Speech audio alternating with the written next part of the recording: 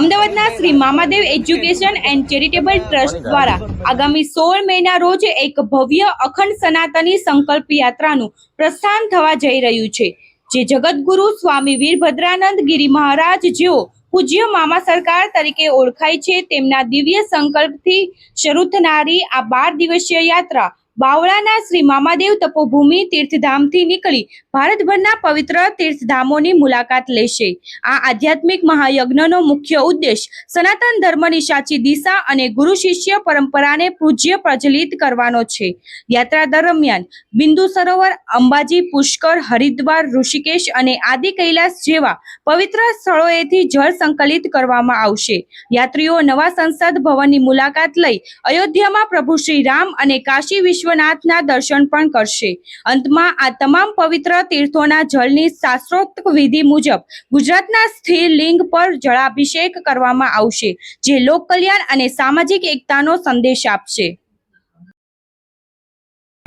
હર હર મહાદેવ, જય મામાદેવ, જય હો સનાતન ધર્મ। આજ રોજ અહીંયા ઉપસ્થિત તમામ પવિત્ર પુણ્યસ્થળી જીવ આત્મા એવા પત્રકારને મારા સત કોટી કોટી વંદન।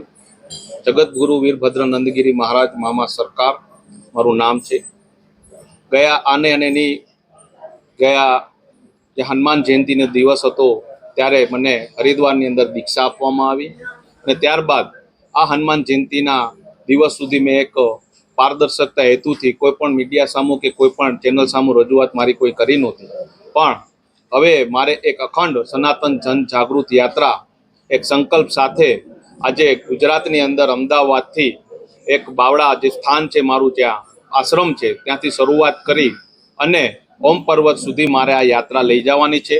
ઓમ પર્વત પર ત્યાં સુધી જતા રસ્તામાં આવતા તમામ સરોવરો, નદીઓ, પવિત્ર પુણ્યશાળી જે તપસ્વી લોકોના સ્થાન છે, એવા મંદિરો છે જે પવિત્ર છે, ત્યાં તમામ જગ્યાએ દર્શન કરી, પૂજા પાઠ કરી અને જળ લઈ, પવિત્ર જળ લઈ ત્યારબાદ અમે જાશું પાર્વતી સરોવર જે આદિ કૈલાસ પર્વત પાસે છે, ત્યાં પૂજા પાઠ તપ સાધના કરી અને ત્યાંથી જળ લઈ અને ત્યારબાદ વળી અને ફરીથી પાછા જ્યારે અમદાવાદ બાવળા સ્થાને આવશું ત્યારે આ જળ ગુજરાતની અંદર હાલમાં સંકલ્પ કોઈ દિવસ કોઈને રજૂઆત ના કરવાનો હોય એટલે ફરીથી કોન્ફરન્સ કરી સંકલ્પ ત્યારે નક્કી કરશું કે કયા લિંગ ઉપર, ગુજરાતના કયા લિંગ ઉપર આપણે આ અભિષેક કરશું, જેમાં મીડિયા, અધિકારીઓ, મિનિસ્ટરો સાહેબો અને અન્ય આમ નાગરિકોને પવિત્ર પુણ્યશાળી જીવાત્માઓની સાથે શાસ્ત્રો, વેદો અને ઉપનિષદોને ધ્યાનમાં રાખી અને આ અભિષેક આપણે કરીશું।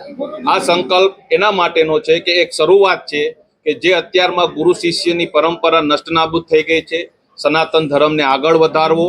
અત્યારમાં જે સનાતન ધર્મથી જોડાયેલા જે લવ જિહાદને લગતા કેરા વિધર્મી લોકો કાર્ય કરે છે, જે 70 પ્રકારના છે, જે ટૂંક સમયમાં રજૂઆત કરીશ જ કે કયા કયા બેઝ ઉપર છે, તેના ઉપર આપણે મામા સાહેબના અને મહાદેવના આદેશ અનુસાર આ એક સંકલ્પ કરી રહ્યા છે। યુવાઓને સનાતન ધર્મને લઈને શું વિચાર આપવો છે? યુવાઓને મારે ખાસ નમ્ર વિનંતી છે કે સનાતન માત્ર કોઈ એક પૂજા પાઠનો વિષય નથી। સનાતન એક સ્વીકારવાનો, સનાતનને એક ગ્રહણ કરવાનો અને સનાતનને એક પાળવાનો વિષય છે। સ્વીકારવો એટલે માત્ર પૂજા પાઠ થયો, ગ્રહણ કરવો એટલે શાસ્ત્રોનું જ્ઞાન લેવું અને અને બાકીની જે બીજી કોઈ પણ ચર્ચા છે જેનો મુખ્ય આધાર છે એનો પ્રચાર પ્રસાર કરવો। આપણે ત્યાં કોઈ પ્રચાર પ્રસાર કોઈ આમ નાગરિક કરતા નથી। मामादेव सरकार के बारे में आप बताएंगे? नाम जो है एक्चुअली मामादेव